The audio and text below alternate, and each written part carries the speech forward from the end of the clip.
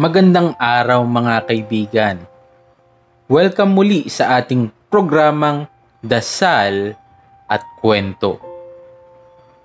Alam nyo, minsan sa buhay, nararamdaman natin na para bang wala ng saysay ang ating ginagawa.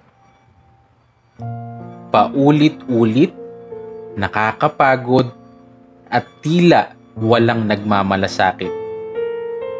Pero sa ating ebanghelyo ngayong linggo mula kay Juan, pinapaalala sa atin ng Diyos na hindi niya tayo iniwan.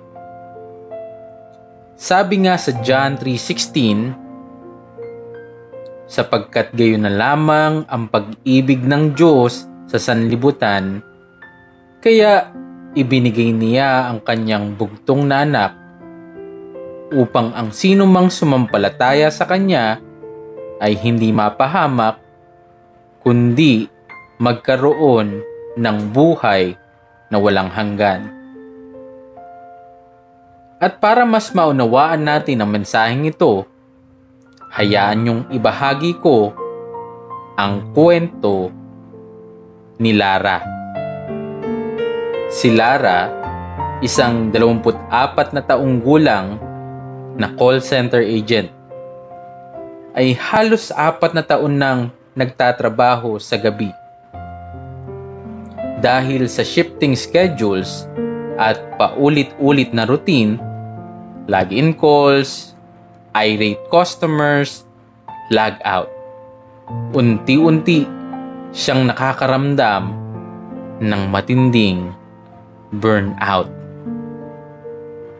Minsan, habang nasa pantry, napansin ng teammate niyang parang wala na siyang sigla. Okay ka lang ba, Lara? Tanong ng kaibigan. Ewan ko, parang wala na akong gana. Paulit-ulit na lang. Para saan pa ba lahat ng ito?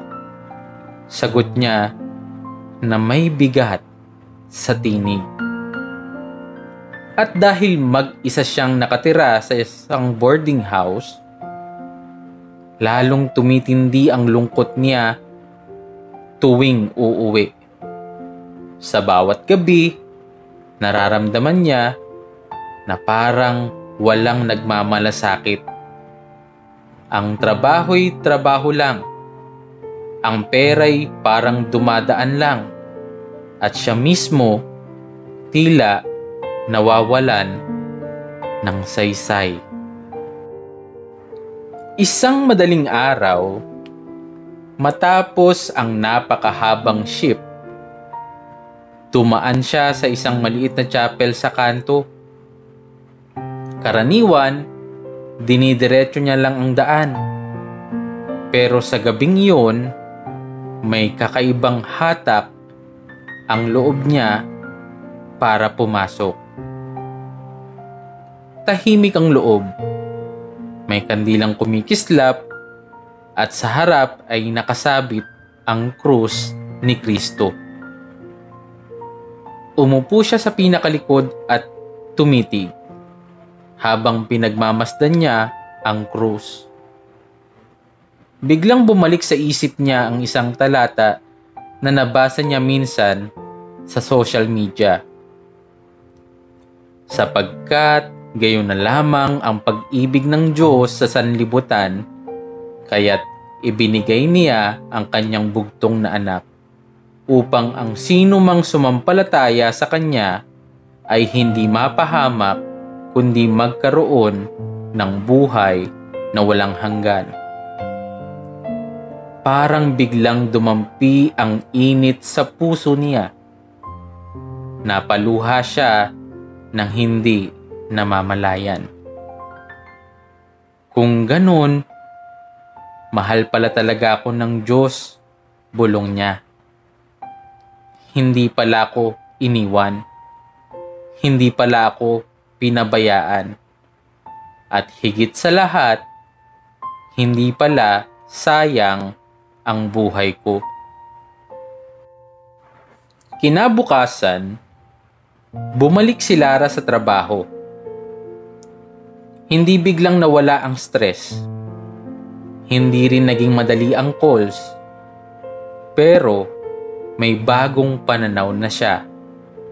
Sa tuwing makakaharap siya ng irate na customer, imbis na sumabog ang init ng ulo niya, naaalala niya, kung minahal ako ng Diyos, kahit hindi ako karapat-dapat, kaya ko ring magpakita ng pasensya sa kapwa.